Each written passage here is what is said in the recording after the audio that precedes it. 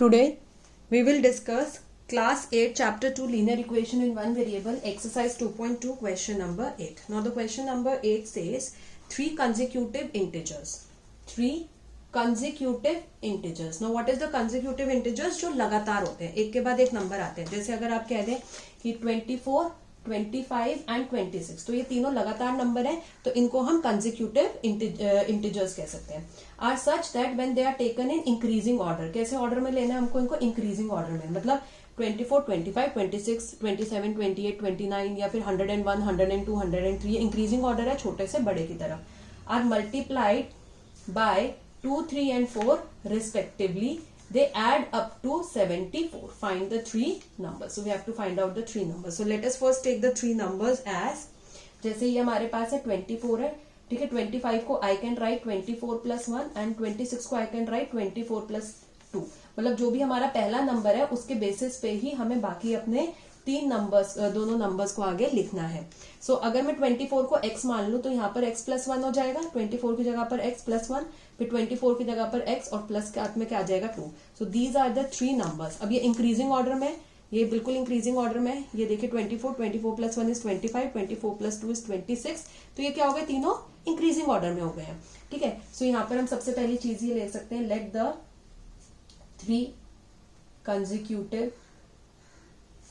numbers be x, x plus 1 and x plus 2. So these are the three numbers, right? अब आगे क्या कह रहा है कि हमने इनको इंक्रीजिंग ऑर्डर में ले लिया. यहां तक हमारा क्वेश्चन हमने स्टेट कर दिया. And multiplied by 2, 3 and 4 respectively. Now what is the meaning of respectively? Respectively मतलब है जैसे आपका 2 जो है, सबसे पहला जो आपने अपना यहाँ पर नंबर लिया है दैट इज x, इसके साथ मल्टीप्लाई होगा.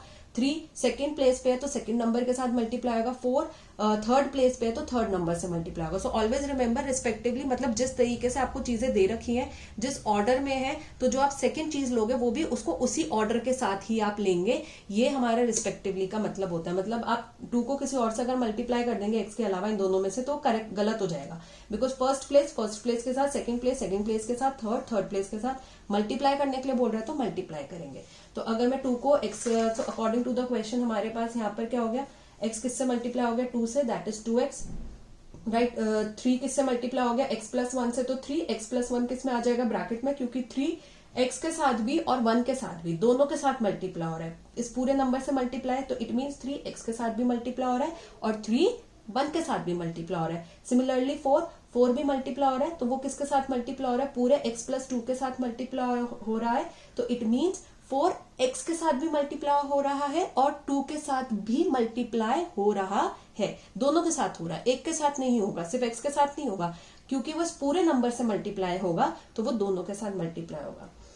दे एड अप टू, तो क्या कह रहे हैं कि इनको हमको क्या करना है? ऐड. तो यानी कि हम बीच में क्या साइन निकालेंगे? ऐड. तो अगर मैं ऐड करती हूँ तो मेरा आंसर कितना आता है? 74. तो आंसर मतलब मुझे इक्वल टू लगाना है, क्योंकि आंसर हम इक्वल टू करके निकालते हैं. तो इक्वल टू के बाद हमें कितना लिखना है? 74. सो यहां से हमारे पास क्या आ गया? तो इक्वेशन क्या बन गई मेरी? 2x plus 3 multiplied by x plus 1 plus 4 multiplied by x plus 2 equals to 74.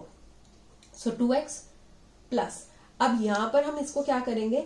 ये 3 मैंने क्या बोला? x के साथ भी मल्टीप्लाई हो रहा है और 1 के साथ भी. सो इस तरीके से हम इसको मल्टीप्लाई करेंगे. तो सबसे पहले 3 इंटू एक्स क्या हो जाएगा? 3x, और 3 1 जा 3, और बीच में हमें प्लस प्लस प्लस आ गए, ये प्लस और ये प्लस, ये साइन हमने देख लिया.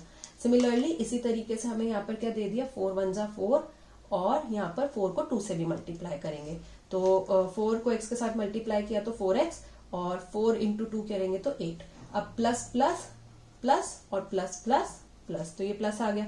साइन आपको कैसे देखने होते हैं कि ये जो प्लस साइन है और ये जो इसके साथ आप मल्टीप्लाई कर रहे हो, तो जो मल्टीप्लाई हो रहा है उन दोनों के साइन, फिर ये और ये मल्टीप्लाई हो रहा है तो ये इन दोनों के साइन आपने देख लिए. सिमिलरली यहाँ पर 4 x के साथ मल्टीप्लाई हो रहा है तो 4 का प्लस साइन और x का भी प्लस साइन, तो प्लस आ गया. 4 2 के साथ मल्टीप्लाई कर रहे हैं, उसके बाद 4 भी 2 प्लस में है, 2 भी प्लस में है, तो प्लस प्लस प्लस आ गया आपका साइन. तो इस तरीके से आप साइन भी साथ में देखते हैं. इक्वल टू कितना दे दिया? 74. तो अब हमें यहाँ पर क्या करनी है? x की वैल्यू फाइंड आउट करनी है. ये x है, ये दूसरा और ये तीसरा x है. तो इट मीन्स 2 के पास, 3 के पास और 4 के पास, तीनों के पास क्या है? x वेरिएबल है. तो इसको हम एक साथ लिखेंगे.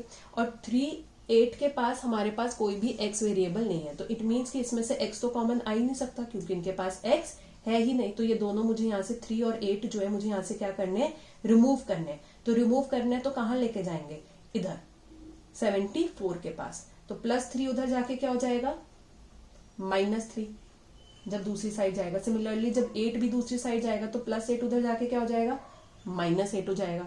तो यहाँ पर हमारे पास क्या बच जाएंगे, 2x + 3x + 4x। सो हमारा क्या होता है कि एक साइड पर हमें जो वेरिएबल है उसके साथ वाले नंबर चाहिए, और दूसरी साइड जिसके पास वेरिएबल नहीं है वो हमें एक साथ नंबर चाहिए होता है। क्यों, क्योंकि यहाँ से वेरिएबल क्या निकल जाता है, कॉमन, और इनके पास वेरिएबल नहीं है तो वो कॉमन निकलेगा ही नहीं उनमें से, इसीलिए हम उनको विदाउट वेरिएबल के पास ले जाते हैं। So let's just solve. अगर मैं यहाँ देखूंगी तो यहाँ पर x के पास 2 है, यहाँ 3 या 4 है, x कॉमन निकाल लेते हैं। तो 2 + 3 + 4 ही हमारे पास अंदर नंबर बच गए। इसका x बाहर आ गया, इसका x बाहर आ गया, इसका x बाहर आ गया, तो 2, 3 और 4 हमारे पास यहाँ पर कॉमन बच गए। इसको अगर हम सॉल्व करेंगे तो 74 - 3 कितना आ गया, 71 - 8। नाउ अगर आप यहाँ पर इसको ऐड करेंगे, तीनों ऐड हो रहे हैं, तो 3 + 2 = 5, 5 + 7 = 9 इक्वल्स टू 71 - 8, कि 71 में से अगर हमारा 8 गया तो कितना बचेगा, 63। नाउ x के साथ 9 क्या कर रहा है, मल्टीप्लाई कर रहा है, इसलिए जब वो दूसरी साइड पे जाएगा तो वो क्या करेगा, डिवीजन में चला जाएगा दूसरी साइड पे। तो 9 1 = 9, 7 = 63। तो x इक्वल्स टू कितना आ गया, 7। सो मेरा फर्स्ट नंबर क्या था, मेरे पास फर्स्ट नंबर था मेरा x। तो x की जगह पर क्या आ गया, 7। सेकेंड नंबर क्योंकि कंसेक्यूटिव था, राइट, तो क्या था, 7 + 1 करना था हमें, कंसेक्यूटिव था ना, एक ऐड करना था, x + 1, x की जगह पर लगा दो 7 + 1 तो कितना आ जाएगा, 8। और थर्ड नंबर कंसेक्यूटिव था तो 8 के बाद क्या आना चाहिए, 9। कैसे आया था, 7 + 2, कि जो नंबर है उसमें क्या कर दो, +2, जो ओरिजिनल नंबर दिया है, तो x + 2, तो x की जगह पर 7 ही आ गया, और +2 कर देंगे तो कितना आ गया, 9। तो इस तरीके से हमारे 3 नंबर्स क्या है, 7, 8 and 9। Now let's move to the next question. The age of Rahul and Harun are in the ratio 5:7. कि हमारे पास राहुल की और हरून की जो एज है, राइट, वो कौन से रेशियो में है, 5:7। तो अब हम यहाँ पर सबसे पहले इसको देखेंगे कि हमारे पास 5:7 दिया है।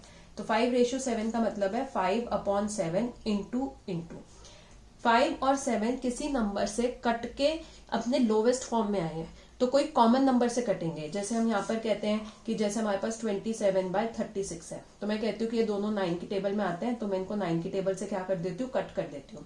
तो अगर मैं यहाँ पर कट करूंगी 27 / 9 कितना आ जाएगा, 3, और 36 / 9 कितना आ जाएगा, 4। तो इट मीन्स मैंने इनको कॉमन नंबर से क्या किया, कट किया, डिवाइड, कट किया मीन्स डिवाइड किया, राइट। अब यही इसका डिविजन का ऑपोजिट क्या होता है, मल्टीप्लीकेशन।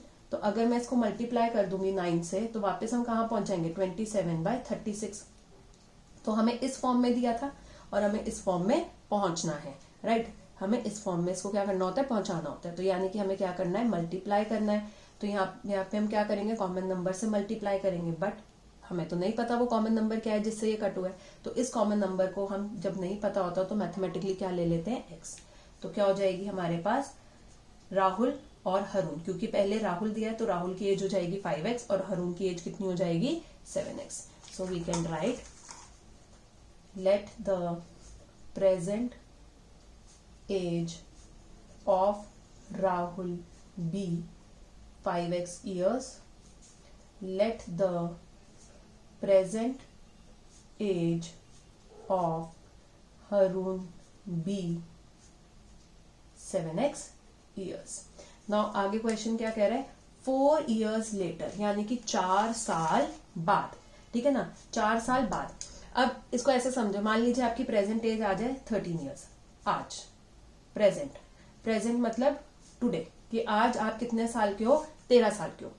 अब मैं आपसे कहती हूँ कि आज से 4 साल के बाद, आफ्टर 4 इयर्स, यानी कि 4 साल बाद मैं आपसे बोलती हूँ आप कितने साल के हो जाओगे, तो आप क्या करोगे, 13 + 4 कर दोगे सीधा सीधा, that is 17।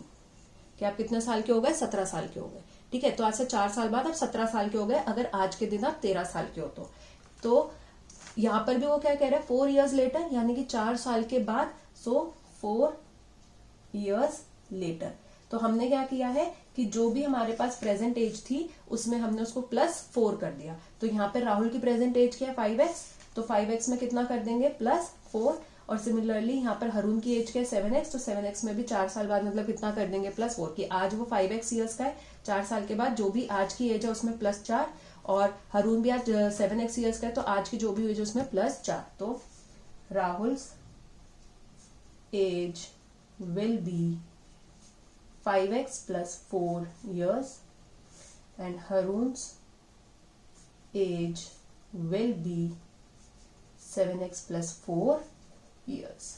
Right?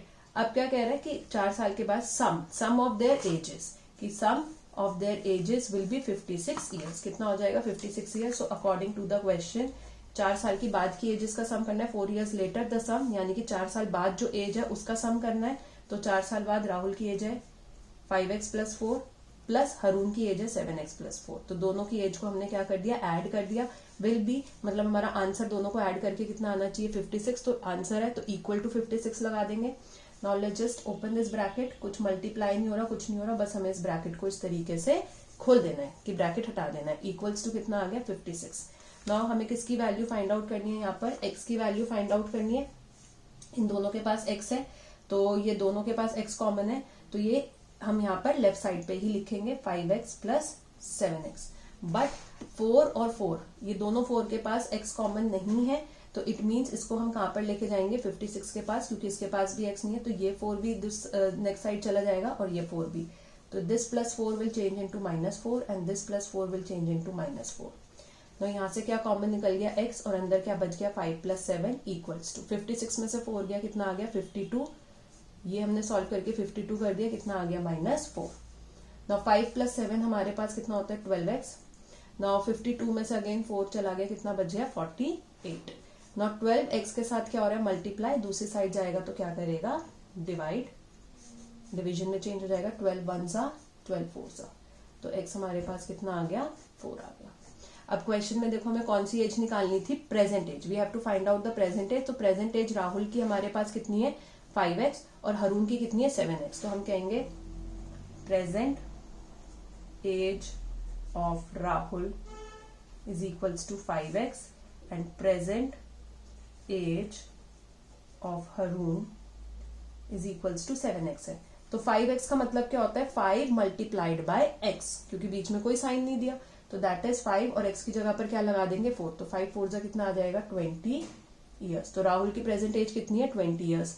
Similarly 7x का मतलब क्या है 7 multiplied by x, that is 7 multiply x की जगह पर क्या लगा देंगे 4, कि x हमको 4 दे दिया, इक्वल्स टू कितना आ जाएगा 28 ईयर्स। तो उनकी प्रेजेंट एज कितनी है 20 years and 28 years. That's it for today. अगर आपको ये वीडियो अच्छी लगी हो so please do like, share and comment in the comment section below, and also subscribe to my channel for more such video. Also press the bell icon so that if I update any video you get the notification of the video. Thank you so much.